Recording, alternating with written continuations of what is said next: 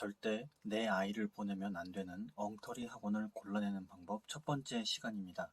시작하기에 앞서 제가 이 영상을 올리면, 그리고 그 영상을 보시면 영어 학원을 운영하시는 일부 원장님들이나 영어 선생님들은 굉장한 욕을 하실 겁니다. 내부 고발자의 불편한 진실이거든요. 이 영상을 보고 학부모님들께 책 잡히지 않기 위해서 자신들이 잘못하는 걸 고쳐서 악용하시는 분들이 계시면 어쩌지 하는 걱정도 있었는데요. 그렇게라도 고치면 그분들께 배우는 아이들에게는 다행이지 않겠나 싶어서 그냥 내부 고발합니다. 자, 그럼 내 아이를 보내면 안 되는 엉터리 학원을 골라내는 방법. 첫 번째, 시작하겠습니다. 아이가 영어 학원을 아무리 다녀도 아이의 영어 읽기 실력이 늘지 않을 때, 특히 파닉스 보통 5권 정도 되는데요. 5권을 다 떼고 리딩 과정에 들어갔는데 아이의 발음이 엉망이거나 또는 읽는 것을 굉장히 힘들어하는 경우입니다. 이때 아이에게 한 가지를 물어보세요. 아이에게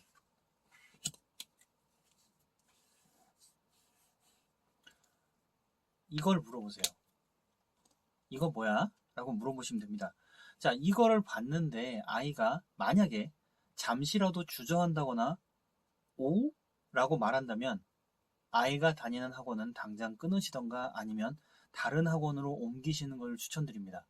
사실 이 질문은 아이를 새로운 학원으로 보내기 위해서 처음 가신 학원에서 상담받으실 때 이 학원이 과연 내 아이를 제대로 가르칠 수 있는 학원인가를 테스트할 수 있는 방법이기도 합니다.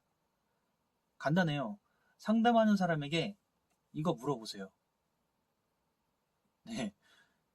좀 당황하실 수도 있는데 만약에 상담한다는 선생님이 이걸 보자마자 아이와 똑같이 뭐 오우? 라고 말한다거나 좀 의아해한다거나 정확한 발음을 하지 않는다. 안타깝지만 그분은 아이에게 제대로 된 파닉스를 가르칠 수 없는 사람입니다. 아이가 그 학원에서 레벨 테스트건 상담이건 받을 필요가 없어요. 그대로 아이를 데리고 나오시면 됩니다. 뒤통수에 뭐 이상한 시선이 꽂히더라도 내 아이가 더 중요하잖아요. 내 아이에게 줄 학원비가 더 중요한데 제대로 가르칠 줄 모르는 사람한테 레벨 테스트를 받을 이유가 없지 않나요?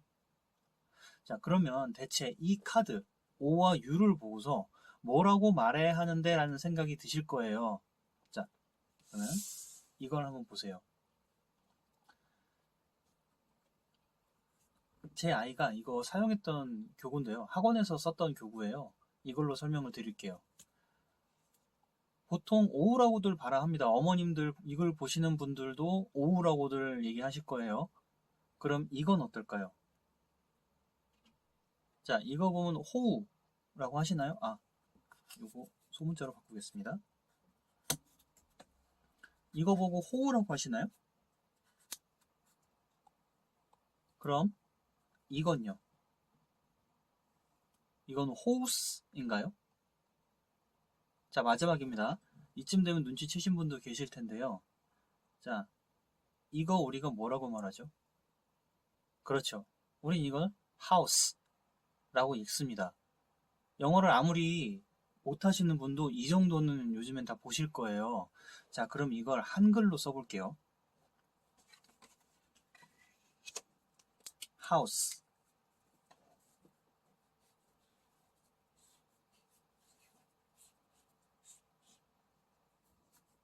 자, 한글 발음으로 이렇게 썼습니다.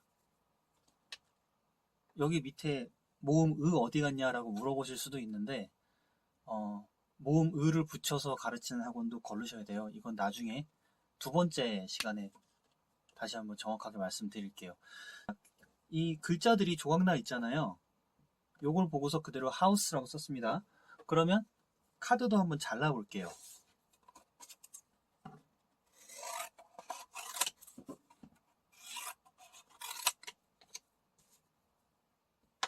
자,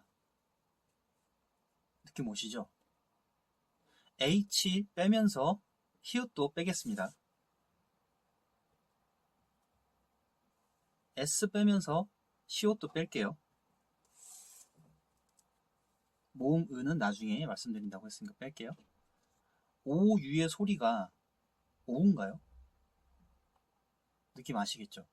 사실 이 내용은 제가 20년 가까이, 지금까지 한 20년 가까이 영어를 가르쳐 오면서 상담을 해온 내용입니다. 그리고 타 지역으로 이사 가시는 부모님들께 새로운 지역에서 제대로 된 학원을 걱정하실 때 말씀드렸던 팁이기도 하고요.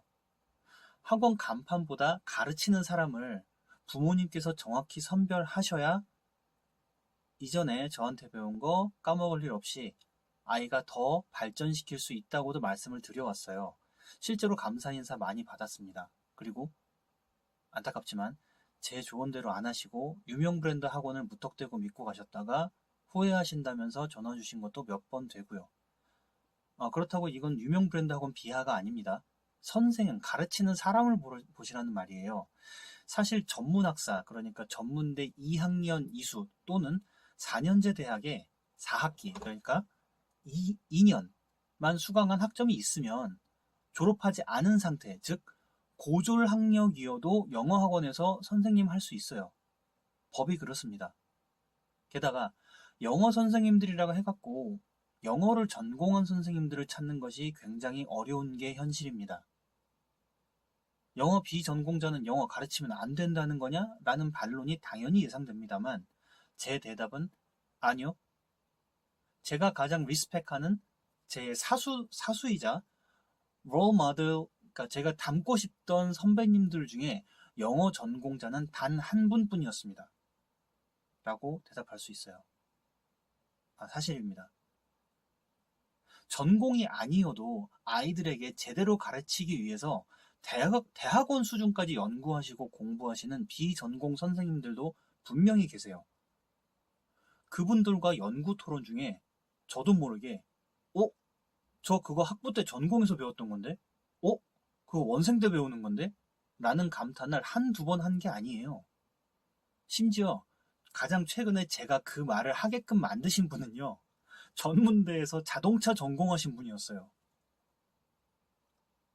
근데 그분은 정말 개인적으로 열심히 공부하시고 연구하시고 그걸 아이들에게 적용하시려고 정말 열정적으로 노력하십니다. 근데 인터넷, 특히 유튜브를 보면요. 비전공자인 영어 선생님들이 파닉스를 굉장히 별거 아닌 것처럼 말씀하시는 것들을 쉽게 찾아볼 수 있어요.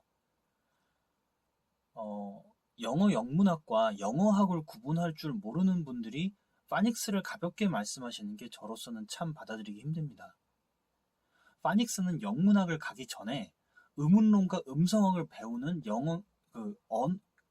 영어학 영역의 굉장히 심오한 학문의 한 부분이에요.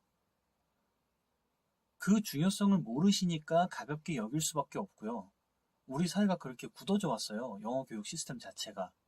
하지만 이건 모른다기보다는 모르게끔 길들여져 온 일본의 식민지 잔재가 가장 큰 원인이라고 생각합니다. 갑자기 웬 일제 잔재까지 나오냐? 이 내용은 나중에 나올 에피소드에서 좀 더 자세히 설명드릴게요. 자, 파닉스 단기 완성, 3개월 완성, 6개월 완성, 심지어는 방학 특강 완성, 이런 현수막 같은 거 심심치 않게 보실 수 있어요.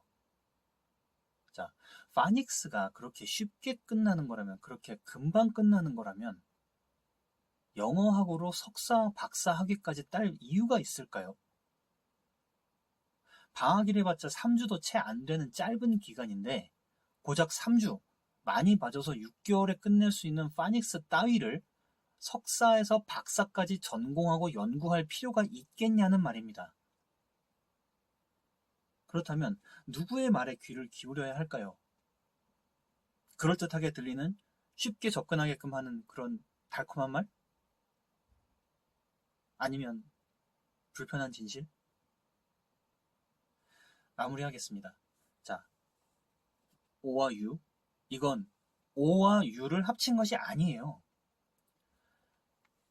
H를 흐, S를 스, E를 에 라고 보듯이 OU 자체를 하나의 글자로 보셔야 합니다. 단어가 아니라 글자로 보셔야 돼요. 자, OU의 소리는 오우가 아니에요. OU도 아닙니다. 아우입니다.